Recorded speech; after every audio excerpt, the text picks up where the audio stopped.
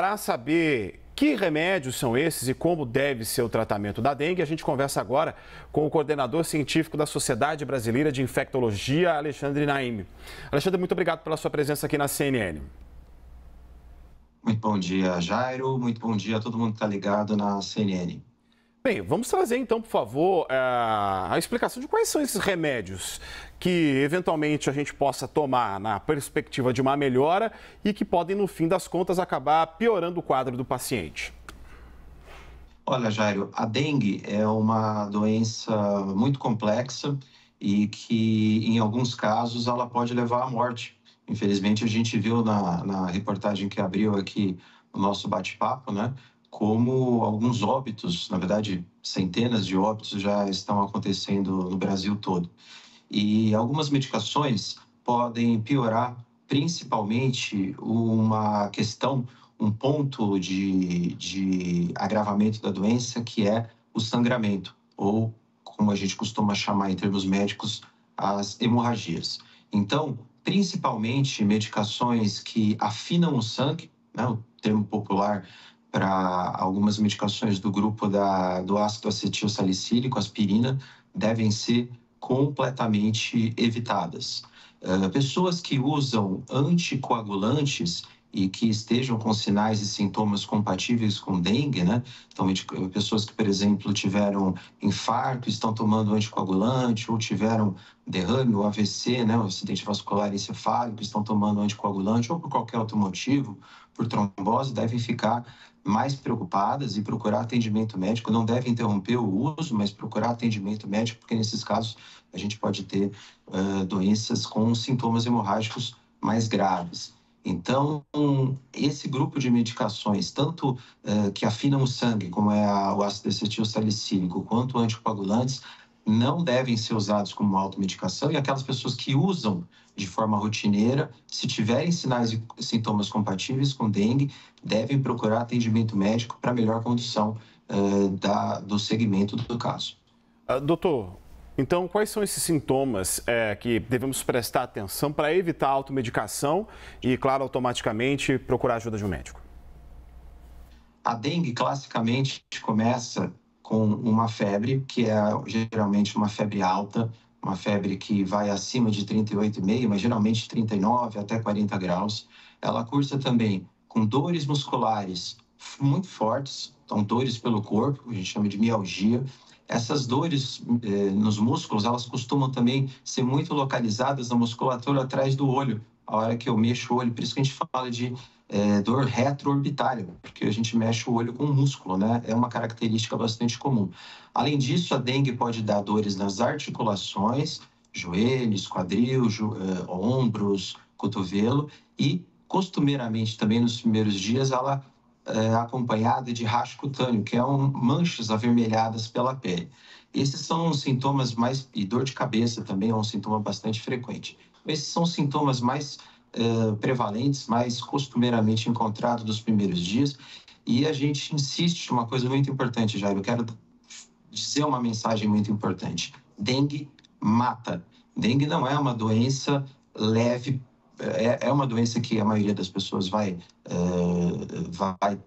conseguir sobreviver, mas em alguns casos, como a gente viu, né, tanto num jovem de 33 anos quanto num senhor aí de 104 anos, ela mata. Então, toda pessoa com sinal e sintoma compatível com dengue deve procurar atendimento médico, deve procurar a unidade básica mais próxima da sua casa para ser o quê? Estratificado. É na avaliação médica do profissional de saúde que você vai classificar qual é o estágio de evolução da dengue. A dengue tem 4 fases de evolução, que a gente chama de A, B, C e D, são formas de classificar o paciente com dengue, que vai desde a dengue clássica, passando para a dengue clássica em pacientes com maior risco, que tem comorbidade, passando para o tipo C, que é aquela dengue com sinais de alerta, que a gente já tem que internar o paciente, e chegando na dengue grave, que necessariamente precisa ser internado ou até mesmo ir para a UTI. Então, por isso, o atendimento médico nos primeiros sintomas é tão importante, Jairo. Doutor, o senhor falou sobre, por exemplo, quem está tomando o anticoagulante, né, que pode ter complicações com a dengue. Pessoas, por exemplo, que tiveram algum tipo de doença no fígado também estão mais sujeitas a complicações da doença? Sim, Jairo, principalmente pessoas que têm cirrose, quer seja cirrose pelo álcool, cirrose por hepatite, que já tem algum grau de insuficiência hepática. Nesses casos, a dengue pode ter a fase hemorrágica mais intensa. É óbvio, eu falei que toda pessoa que tem sinal e sintoma compatível com dengue deve procurar atendimento médico, mas as pessoas que têm comorbidade, por exemplo, hepatopatias, né, que é a cirrose, ou pessoas que têm insuficiência cardíaca, que têm diabetes, que têm hipertensão, essas devem ainda ter mais cuidado, porque a dengue é mais grave em pacientes com comorbidades. Doutor, a gente acompanha, né? O senhor estava nos explicando, inclusive, a evolução da doença, desses quadros. Mesmo na forma mais grave, é um tratamento muito complicado e é possível estimar, pelo menos, o índice de cura dessas pessoas que chegam ao estágio mais alto? É alto? É baixo? Qual seria? É uma ótima pergunta, Jairo. Então, tudo isso vai do que eu acabei de dizer, né? Quanto mais precoce for o atendimento, a confirmação do diagnóstico, né? Lembrando que não é só dengue que dá esse tipo de sintoma, lembra?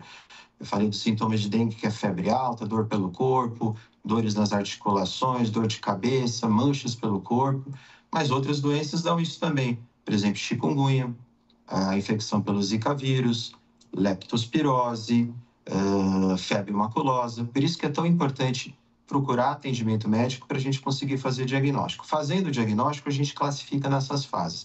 Quando o indivíduo está nas primeiras 3 fases, então a dengue clássica ou a dengue clássica com um paciente com comorbidade, ou até mesmo a dengue com sinais de alerta, a taxa de mortalidade é muito baixa se for feito o tratamento adequado, que basicamente, em termos médicos, né, a gente chama de reposição volêmica, que é hidratar de forma bastante intensa o indivíduo, quer seja por hidratação oral, nos casos principalmente mais leves, quer seja por hidratação endovenosa, o paciente fica internado para receber soro na veia, nos casos mais graves. Agora, quando a gente fala da última fase, que é a fase D, Jairo, que a gente chama de dengue grave, aí a mortalidade já chega nos 20% a 30%, porque o paciente já chega numa fase mais tardia. Lembrando que em alguns pacientes, essa evolução para dengue grave ocorre em 24, 48 horas. Então, não necessariamente a dengue grave vai acontecer depois de 5, 6 dias. Ela pode acontecer nos primeiros dias, no segundo, no terceiro. Por isso é super importante procurar atendimento médico o mais rápido possível. Nós conversamos com o Alexandre Naime, médico infectologista. Muito obrigado pela sua entrevista aqui na CNN, coordenador científico da Sociedade Brasileira de Infectologia. Bom dia. Bom dia, eu que agradeço o convite, Jairo. Um abraço para todo mundo que está acompanhando a CNN. Obrigado, doutor. O ministro Alexandre de Moraes mandou